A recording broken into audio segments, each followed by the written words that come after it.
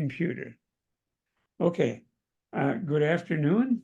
Welcome to Talking Smart, conversations with educators and philosophers from around the world.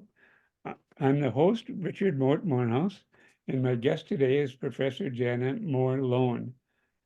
Professor Lone is the founder and executive director of Plato, which is philosophy, learning, and teaching organization. She is affiliated faculty in philosophy at the University of Washington. She is the author of many books and articles about young people and with young people, including Seen But Not Heard, The Philosophical Child, 2012. The first book was in 2021. She co-authored Philosophy and Education, Questioning and Dialogue in Schools in 1960 with J.M. Burroughs. And she has an article in the Rutledge Handbook on Childhood and Philosophy entitled Philosophical Thinking in Childhood. She's been involved with philosophical sessions from preschool to graduate school for over 25 years. And she is the editor-in-chief of the founding editor-in-chief of Questioning Philosophy for Young People. Professor Lone received her PhD in philosophy from the University of Washington in Seattle. Her dissertation was entitled The Ideas of the Law, Judging and the Constitution. Her MA in philosophy from the University of Washington as well. She also has a JD, a Doctor of Jurisprudence, from George Washington University Law School, and she received her bachelor's degree in philosophy from the University of Massachusetts in New Hampshire, and many other accolades. So thank you very much for being here. Thank you for having me. Okay, so as we chatted a little bit about, I thought it would be interesting to just give a little opening comment about a project that you've been involved with for some time called Ethics Bowl. And so can you tell us a little bit about the premise of Ethics Bowl and kind of how that fits generally with dialogue in children? Sure. So the Ethics Bowl actually started at the college level, I don't know, 20, 25 years ago. Wow. And then it moved into high schools in the United States about 10 or 12 years ago. And now actually there are middle school ethics bowls, and I've been doing some ethics bowls with elementary school students as well. So basically the idea of the ethics bowl is that we start by using ethics cases. So they're cases that involve issues that can be personal. So is it okay to date someone who your best friend used to date, to global? Was it morally acceptable for Brazil to spend a lot of money on the World Cup when people are homeless and starving? So they range from all kinds of issues. And actually Plato started last year an ethics case writing project where we have students, middle school and high school students from around the world who are invited to submit cases that are relevant to middle and high school students. And we are starting to develop a library of such cases that's open access on our website for people to use, for ethics bowls, for classroom conversations, for intergenerational events, for all kinds of projects. But the idea of the Ethics Bowl itself is really to bring teams of students together. So I'll talk about the high school bowl in particular as an example. Bring teams of students together who are going to engage in dialogue about a particular ethics case. So in the case of the National High School Ethics Bowl in the United States, students receive a number of cases in the beginning of the year. In our case, in Washington State, we use 10 cases that we provide to all the schools who are interested in being involved in the event. And students prepare these cases. So they talk about them, they think about what their presentations might be like, what questions they have, et cetera, et cetera. They analyze the ethics of the case. And then they come together for one day, usually, Here, at least it's one day. So we get students from all over the area who come together and they meet in teams. So in each room, there will be 2 teams, one from one school, one from another, who will be both presenting their views of the case and then having, in our case, we introduced some years ago a format called open dialogue, where the students just have an open, unmoderated dialogue with each other about the case. So really, they're being evaluated on the extent to which they're able to engage in a civil, thoughtful conversation, to take each other's perspectives into account, to think about reasons for which someone might disagree with them. And then after the open dialogue, there is about 10 minutes of judges' questions. So there's a panel of judges who ask the students questions that are really designed to help the students clarify their arguments and make a sort of a even better case than they have made. The students don't have to stick to a fixed position. They're not assigned sides. They can agree with one another. They're really, as I say, evaluated not on the extent to which they make the best argument, which is actually something that we don't tend to give points for in the ethics bowl, but on the extent to which they're really able to have a thoughtful, philosophically deep conversation. So it's very much tied to philosophy. Of course, ethics is a branch of philosophy, but also to the kind of dialogical method that we use in the community of philosophical inquiry. Yeah, because I think one of the sort of lines, and I don't remember where I read it in the book on the topic, but that one of the things that sort of struck me, maybe it's just the phrasing of it, but something like that you get points for helping the opposition clarify their own points. Mhm. And I think that's just a fascinating idea. And like you said, it is consistent with general dialogue and philosophy for children, but it somehow adds another dimension to think about that as a way of enhancing the quality of the discussion, that there's special points for enhancing the quality of discussion by helping somebody else think better, even though it may help them defeat your idea.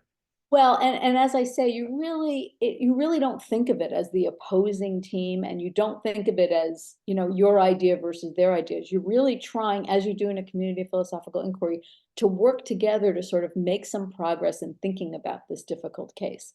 That really is the sort of the whole point of it. And actually, one of the things I like the most about it, that's always so inspiring at the event, is at the end of the round, you'll see the students continue to talk with each other because they're just really interested in the case, and sort of, who won the round is really of less importance often. Yeah. Well, that is just a fascinating idea, and I wish I was starting much younger to develop those kind of ideas, because they just seem like a lot of fun to work with. And I think it's also really quite consistent. I was just looking over the review that I did about your seen but not heard, and what struck me, reflecting back on what you wrote and what I wrote, talking about the ideas of epistemic justice. And I think that's a really interesting idea and maybe can you just talk about that a little bit more, and as a point of Sure. question here? I mean, the whole idea of epistemic justice is something that has really taken hold in philosophy over the last decade or so. But frequently it is not analyzed in terms of age. And specifically, it's not often analyzed in terms of the experience of children, which of course is true in philosophy generally, that children are often, sort of sidelined. But in the work that I did in that book, and in other people who have also written in this area, Karen Murs, for example, we make the case that what children experience when they are not considered solely because of their age to be knowers, to be capable of contributing valuable insights, they are experiencing epistemic injustice. That is, they are, just by virtue of their identities as children being denied access to the status of a knower within their society. Yes. And one of the things that is, as an old person, which memory comes back, and how this played out in real life, on television life, was Art Linkletter's "The Children Say the Darndest Things." I mean, it's That's right. just, yeah, and I mean, I can't tell you how many times over the course of my professional life, when I've talked to people about what I do, they will say exactly that. Oh, kids say the darndest things, and I just want to scream. oh, yes, yes. And you know, I think he did it with good intentions. Did. In fact, he sometimes, if I remember correctly, this is a long time ago, he actually did value what they said, but it was the whole context in this, oh, this might be a really good idea if a real person had said this, rather than a child who was And not, although, not a real. we wouldn't see that on television today, it still is quite predominant, right? The idea that when children say something that's particularly provocative or interesting or deep, we tend to focus on how adorable they are or how funny it is that a child said this, or etc. But we don't tend often to take them seriously. Yeah. And, you know, and I think reflect on my own uh, growing up and thinking about philosophical issues. I think particularly in high school, I mean, of course, um, we really didn't do this because it was illegal, but when you're in high school and occasionally drink a beer, and you sit around and talk, you have pretty deep discussions, but it's stuff that you sort of almost have to do on the hush because people shouldn't know that you're saying things that are that important. I mean, those are just memorable moments, and I think that's probably my first beginning to think about philosophy, is some of those discussions we had, and late in high school and early in college, that kind of end up shaping your life, and it's still under the covers, you know. It's And like, I think, as you know, I mean, even younger, right? I mean, I work this year, I've been working with a group of fourth grade students, some 9-year-olds, and many of them are thinking often about questions like, what's the purpose of life? Why is there, why is there injustice in the world? Etc. I mean, they are really thinking about these questions. And so to have an opportunity to be taken seriously by each other and by the adults in the room in the course of these conversations is really powerful. And I think it can be life transformative. oh, yes, yes, yes, indeed. I mean, you know, you think about, and I think that fortunately, it probably is not in everybody's experience as a child, but when a kid in a class dies, that's it initiates those questions, and often the adults will put a damper on those things as not to talk about. And so if they can talk about other hard things, maybe they can talk about some of the hard things that actually confront them sometimes face to face in a, Absolutely. yeah. So, Yeah. well, you know, I guess this is old ground in some ways for people who have been involved, but I think it's important to kind of re-articulate these things in some ways because um, even in philosophy for children, sometimes things can get to be sort of canned responses rather than really engaging kids in things that are really important to them. And, you know, I found, because I didn't, you know, I've been involved with philosophy of children since 1980, I suppose, but my biggest applications have been trying to figure out how that works in philosophy classes that I taught for, I mean, not philosophy class, but psychology classes that I taught for years. And to just really engage people in those, I don't know, places where ideas rub against each other, and where you have to grapple with trying to understand all that stuff. And so it's, And yeah, I think there's a particular experience of thinking out loud together where you're not sure what's going to be at the end of your sentence, yeah, and you're trying to make sense of something that's very challenging and difficult to grapple with together. There's a real collective exhilaration that can come from yeah, that. yes, Recognizing that like everyone involved in this process is essential, because we all have our own yeah. unique ways of understanding and seeing things, and that we're watching it unfold together, and we don't know what's going to be at the end of whatever the dialogue is, wherever the dialogue's taking us.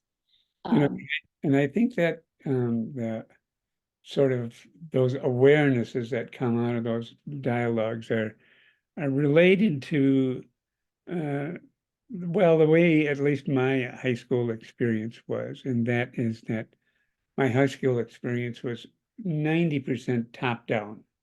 I mean, mhm, it was, and I didn't realize the extent of that until I spent a semester as a non-student, just basically reading and talking.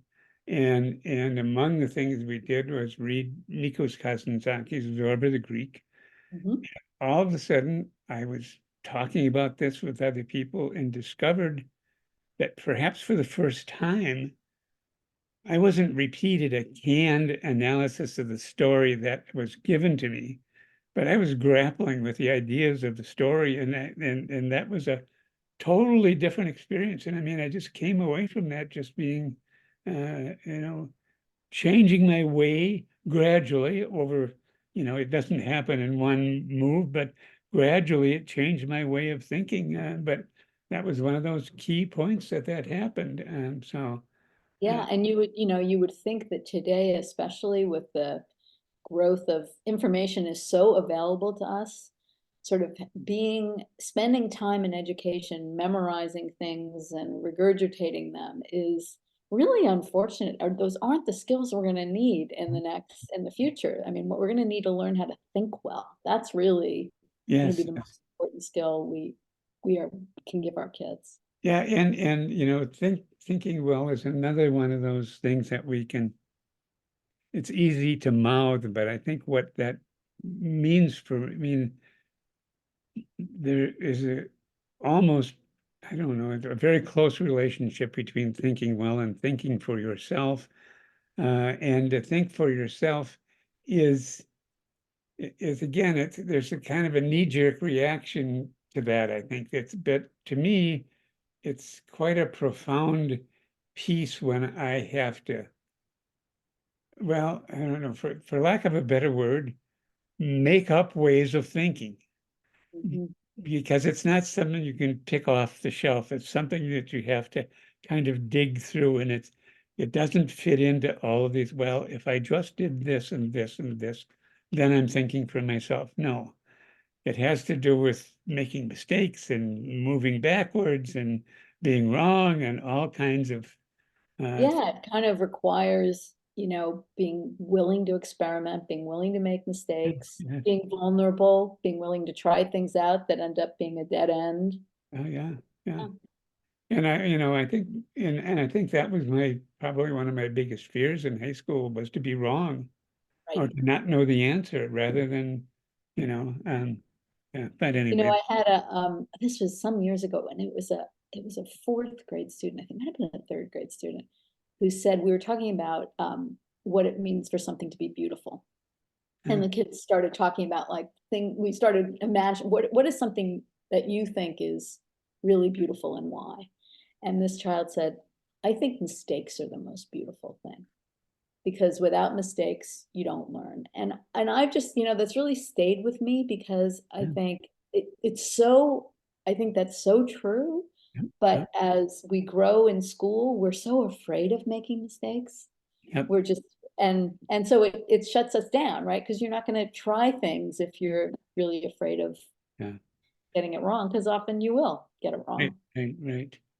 You know, and it's interesting. I just been rereading this, which is, I don't know if you can, Life on the screen. Sherry Turkle's Life on the Screen. Uh-huh. Yeah, and this is, I think this is at least the second time I've read it, but it's quite an amazing book when you think about how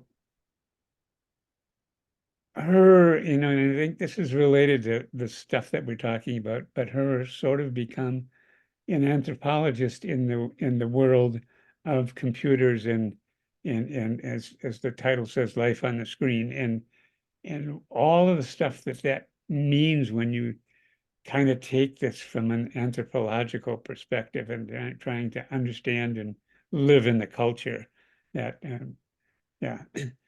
And I don't know. Pardon me. I'm gonna do this. I don't know where it's going to go, but I was just struck by this morning when I was reading, and let's see if I can find it quickly. Yes, this is the beginning of chapter 3. She says, "Today's children are growing up in the computer culture. The rest of us are at best naturalized citizens." I thought, wow, that's really an interesting idea. And I think that, you know, because shifts your head around in terms of thinking about things. And it's kind of related to that idea of thinking for yourself, because we don't realize what a great accomplishment that is. So anyway, that's another story, but Well, and also remembering when we think about children and listening to children that they're growing up in a very different world than yes. the one in which we grew up, Yep. or most people grew up who are alive today. And that because of that, they have particular insights that they can share with us if we're willing to listen to them. Yes. Yeah, and probe with them. That's the other part of that listening, you know, that it's not asking them any questions, it's probing ideas with them. And that's a real Yeah, and taking them seriously. I mean, yeah, not just saying, oh, anything you say is wonderful, but really thinking with them, really, being in it with them. Yeah. yes. Now, so maybe that's a nice transition. Tell me about how your 6 book volumes of children's Oh, yeah. because I think this is a kind of a natural thing about how I think you're trying to do some of these same things. Can you tell me about a little bit how you're going about doing that?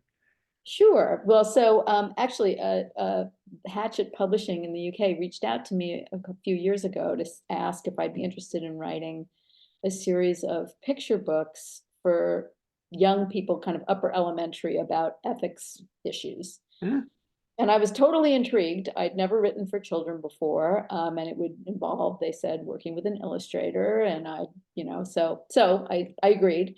And so I wrote a series of, here's one of them, a series of 6 picture books Okay. on friendship, fairness, bravery, family, honesty, and community in the environment.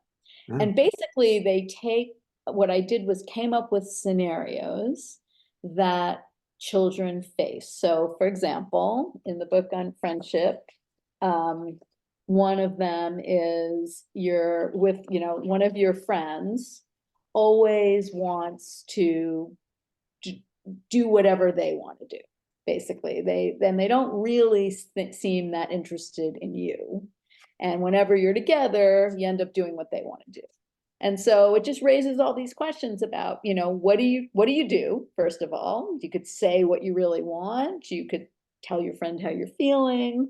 You could consider whether this is really the friendship that's for you, whether you want to stay in this friendship.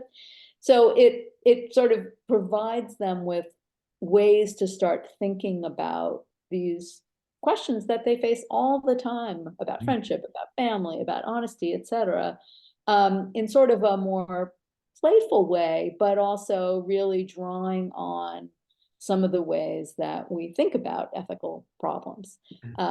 Yeah, it's been a really fun project, and really great to work with a wonderful illustrator. So the illustrator is Sarah Jennings, and you can see, I mean, she just did such a great job Oh, in yes, yes. portraying children of all backgrounds in a really respectful way. Yeah. So Yeah. Yeah. And so I'm trying to think about how, I don't know, sort of take me through a kid's response to the book, if you have any kind of sense of that. Have you had a chance to read it with kids? And yeah, one of the class that I've been in, I actually haven't had the discussion, but they've been using the book on fairness to talk about some of the issues involved in fairness. And I think, I mean, it's kind of like using an ethics case, really, or even any kind of thought experiment or activity that sort of raises directly these questions. So in the fairness, one of them is, you study really hard for a test and you don't do very well, and your classmate who hardly studied at all gets an A. And sort of, is that fair? How do you look at that? And of course, this is something kids face all the time. And what's interesting is that so I kind of mirrored both the scenarios and the kids' responses on what I've heard students talk about over the years, because these are topics I've touched on with students many times, which is what led me to choose these 6 topics. And so they really do mirror the kinds of conversations I would hear. And actually, it was interesting because there were a couple of times where the editor had said to me, I don't know if kids would come up with that. And I would say, well, actually, they do. That's where I got it from, So really, I mean, as I found and seen but not heard, the kids were kind of the inspiration for this. So it wasn't like I was imagining what kids might face or might say. It was more like I was drawing on my experience in listening to them talk about what they face and how they react and the kinds of considerations that they think might be important. yeah, yeah. Well, how have the teachers that have used the book, do they treat it like a dilemma that then you mean you read so far and then you say, well, let's talk about this? Is that? Yeah, so each book has a certain number of dilemmas, and and again, these just came out. Yeah, So yeah, I haven't had a lot of experience with anyone using them other than one classroom who's used the fairness book a couple of times. So I don't really know yet, but yes, but that's the idea, yeah. is Okay, really okay. to use it as just a springboard.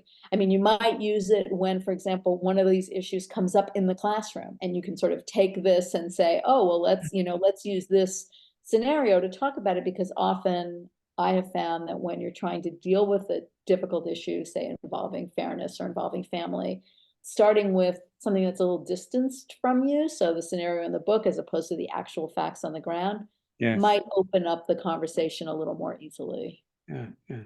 Well, I was just thinking about this a long time ago when I used to do some stuff with Judy Kyle from Montreal. She used to have the kids um, make up a family. So if they were, and so that they could talk about this thing in a kind of a third person format rather than saying, Mhm. well, this is what my brother did. And so, Exactly. it was always Jones' brother, Harry, whatever. Yep, yep. Yeah, it's why picture books can be so useful. Yes, Similar, yes. you start with a story and you start talking about the characters, and then that leads you into something deeper. Yeah, yeah, yeah. That's fun. It sounds like a very, very fun project. Yeah. So what's your next project? Oh, good question. Running Plato has been as I think the University of Washington Center for Philosophy for Children, which I ran for a long time, merged with Plato 2 years ago, and it's been sort of a whirlwind ever since. We've grown a lot. It's very exciting. We're really seeing ways to for more students around the United States to have access to philosophy and ethics, Ah, which is really important to me, and it's what I've spent most of my career working on. But because the job is so demanding, I haven't had a lot of time to write. I'm working on a book review right now, and I've done a couple of small articles, but I do have a book in mind that I've been sort of just reading and making notes about for a long time, that at some point here I'm going to make some time to write. And the idea, and it's still, you know, a little bit early, is to talk about the parallels between the experience of childhood and the experience of the last years of life. And uh, and I began thinking about this because I found that children, younger children, were so reliably interested in talking about death, and that the sense of, yeah. you know, life's brevity, about life being finite, is very present for many children.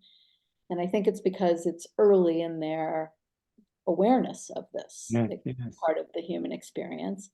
And then, of course, towards the end of life, as you start to lose people, and as your own life's end starts to become nearer, it's also sort of more present.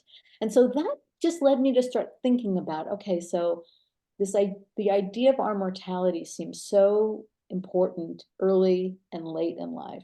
What are the other parallels between those experiences? Oh, And I oh, started thinking about the way in which you can sort of feel on the periphery of what's going on in the larger society, which is so geared around adults in the prime of life, whatever that means. Um, and so, and that because of that, there's also a very different experience of time, that sort of being in the moment, it becomes so important, and really experiencing the experiences you're having, as opposed to being distracted and running in a million different directions, because that's not something children tend to do, and it's not something, as you get towards the end of your life, that you tend to be doing, at least not as much. And so then I ran a workshop for seniors a couple of years ago that was just entitled The Philosophical Issues of Aging, and started listening to the conversations that the group was having about their experiences. Often they talked about feeling on the periphery, and kind of that, the how, and also the sense of having to be very intentional, because the world was changing so fast, and there were things that just took time for them to be able to grasp, in the same way children have that experience, because everything's new to them. So I've been thinking about this, and then also reading and realizing there's so little in philosophy since basically Simone de Beauvoir, I mean, almost yeah. nothing about age. And that this is actually such a, like, crucial aspect of our lives, the fact that we age and that eventually we die. So I've just been thinking about this. So I'm Yeah, well, yeah. it's quite fascinating because I have two kind of thoughts on that. Student that I had as an undergraduate was did some comparisons between Tibetan children and children in lacrosse about their ideas of what aging and death mean. Uh-huh. And then I often have a conversation with actually a guy that I've known since second grade about how people our age, my age, probably not your age, but my age, tend to disappear. He often talks about going out with his son, who is probably about 50 years old. And if they're together in a store or wherever, he's the one that gets talked to. Mark gets Exactly. This is ignored. one of the things I have on, exactly, just like with a child, right? If the Yeah, child, if we're in a store for getting something for the child, they'll talk to the adult. yeah, And just like when I would go places with my mother, even if she were the patient at the hospital, they would talk to me. yes, yes, yes, yes, yes. Yeah, that's interesting to find a number of those things that would fit together. And I thought, of course, of Simone de Beauvoir at the other end of her writing, Memoirs of a Dutiful Daughter, which is a book that just fascinated me. Me Uh, too. and so, yeah, so that's a whole interesting perspective. Yeah. Yeah, you got some really interesting sources to draw on. I don't Yeah. know much of her later writings on death and aging, but I should take that up again myself. So uh, Yeah. yeah, Yeah. So that's my project. I'm hoping that this summer I can really start to kind of yeah, lay it out and yeah. Oh, excellent, excellent. That sounds very exciting. So yeah, well, yeah. so I'm trying to think. Anything else you want to chat about a little bit? No, I think we've about covered it, really. Well, Unless there's something else you wanted to ask me. no, this is this is good. So let's see if we can summarize a little bit about, well, I guess if I'm looking sort of for themes about what we talked about, it's the whole idea about the value of really of how to listen to different people at different stages of their life. I mean, that's really uh, yeah, and it's Yeah, I think that's exactly actually, I like the way you just said that. I think that is sort of at the crux of all of this, is yeah, really yeah, because I don't think we do a very good job listening to no, each other. no, no. And so if philosophy for children and the ethics bowl and all of the kinds of ideas we've been talking about, if that helps people to really discover the joy of listening to other people, that's a lot. Yes, it is.